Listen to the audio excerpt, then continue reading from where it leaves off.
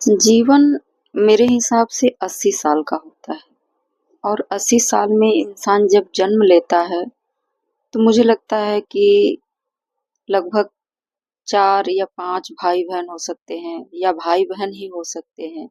1-2 भाई-बहन हो सकते हैं या 2 भाई 1 बहन हो सकती है, 3 भाई 1 बहन हो सकती है। इस तरीके से होता है।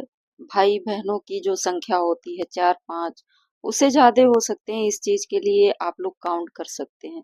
लेकिन वो जो दिन होता है, बचपना होता है, जीवन भर याद आती है।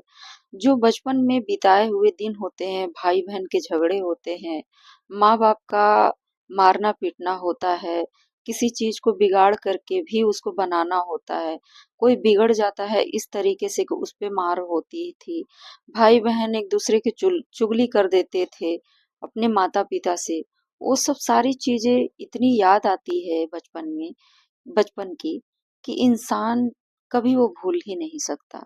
और वही जो होता है जो बिना किसी टेंशन का होता है, जो दौर चलता है यानी बचपन का जो दौर होता है वो बिल्कुल किसी भी तरीके से टेंशन नहीं होता है। तो दोस्तों, मैं हूँ मिर्जापुरी ब्लॉगर और आप लोग का मैं स्वागत करती हूँ अपने ब्लॉग में। छोटा सा ब्लॉग मैं बनाना चाहती हूँ कुछ यादों को लेकर के।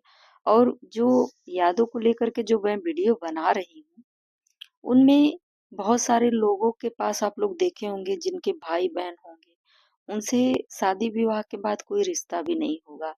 किसी लोग का तो रिश्ता होगा, कुछ लोग भूल गए होंगे अपने भाई बहनों को। कभी कभी शादी विवाह होने के बाद इतनी जिम्मेदारियां आगे बढ़ जाती है कि उन जिम्मेदारियों में इंसान उलझ जाता है और अपने रिश्तों को भूल जाता है। पर मुझे लगता है, मेरा एक्सपीरियंस लगता है, कहता है कि ऐसा इंसान को पहले ही अपने माता पिता को, जो माता पिता है, अपने बच्चों को संस्कार देना चाहिए, क्योंकि वो बच्चों से ज्यादा एक्सपीरियंस उनके पास होता है जीवन का। पहली बात ये कि माता पिता को वो एक्सपीरियंस देना चाहिए कि बच्चों कभी भी आपस में झगड़े तो करते हैं कुछ सामान को लेकर के, चाहे भी किसी प्रकार का, लेकिन उस पे ज्यादा दिन तक उस पे नाराजगी नहीं होनी चाहिए। और माँ बाप को कभी भी बच्चों को अपनी वो चीज नहीं देनी चाहिए जिससे कि वो उन्हें उनको छोड़ना पड़े। यानी कि अपनी संपत्ति के मालिक कभी नहीं बनाना चाहिए जब तक वो जिंदा है। क्योंकि संपत्ति है तो समझ लीजिए कि माता पिता हैं और रिश्ते सभी हैं। अगर वही किसी और के घर की बेटी आ जाती हैं, क्योंकि वो भी तो किसी और के घर में जाती हैं और आती भी हैं, भाई बहनों के साथ रह करके ही आती हैं, वो भाई बहनों को अलग करने में इतना कामयाब हो जाती हैं, कभी कभी माता पिता को अलग करने में कामयाब हो जाती हैं। क्यों? क्योंकि जब घर में कोई आता है तो उस घर का पूरे तरीके से उनके हाथ में कब आता है, जब वो परिवार पहले से टूटा हो, अगर अलग हुआ हो। यानी कि ये चीज देखा जाता है, चाहे वो बाहर के हो चाहे अंदर के हो, ये चीज देखते हैं कि आपस में पट रहा है या नहीं पट रहा है। तो उसी जगह से शुरुआत होता है एक षड्यंत्र का, जैसे रणनीति का, राजनीति। तो हम कहते हैं कि इतना करने की क्या आवश्यकता है? माता-पिता बच्चे को जन्म देते हैं, सारी जिम्मेदारियां उठाते हैं, तो इतना तो आसान नहीं होता है किसी को छोड़ देना, या चाहे वो बेटी हो चाहे बेटा हो।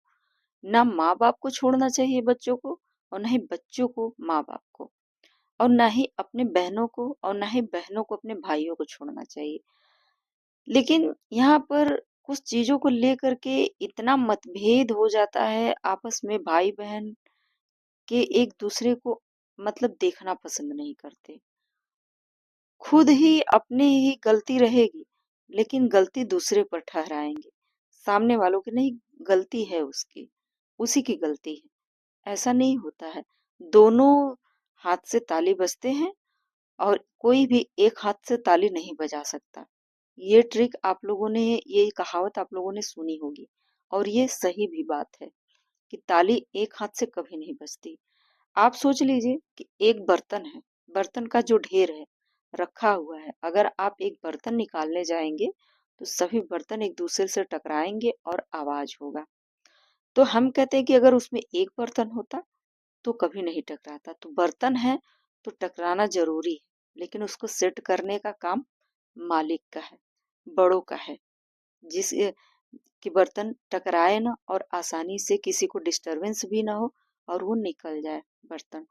तो इस वजह से इंसान को कभी-कभी ऐसा होना चाहिए कि अपना एक्सपीरियंस माता-पिता का, माता-पिता अपने बच्चों को अपना एक्सपीरियंस को बताना चाहिए। उन्हें हर तरह से संस्कार देना चाहिए, सही-गलत का फ़र्क बताना चाहिए। हम कहते हैं कि 4-5 बच्चों के बीच में अगर कोई एक बच्चा गलत निकल जाता है, तो क्या माँ-बाप उसके चक्कर में सभी बच्चों को छोड़ देते हैं या सभी बच्चों के चक्कर में उनको छोड़ देते हैं? ऐसा? ऐसा नहीं होता है। सभी को माता-पिता एक भाव, एक नज़र से देखते हैं। लेकिन मुझे ये नहीं समझ में आता कि माता-पिता भी कभी-कभी आप लोगों ने देखा होगा कि भेदभाव करते हैं, कि जो बच्चा कमाता है, उसी की तरफदारी करते हैं, उसी को कहते हैं, जो निकम्मा किस्म का निकल गया, कमाने वाला नहीं, तो उसको बहुत अ, मतलब सुनाते भी हैं और उसका कोई इज़्ज़त भी नहीं करते। उन्हीं की बीवी का गुलामी बन जाएँगे, क्योंकि वो कमाता है।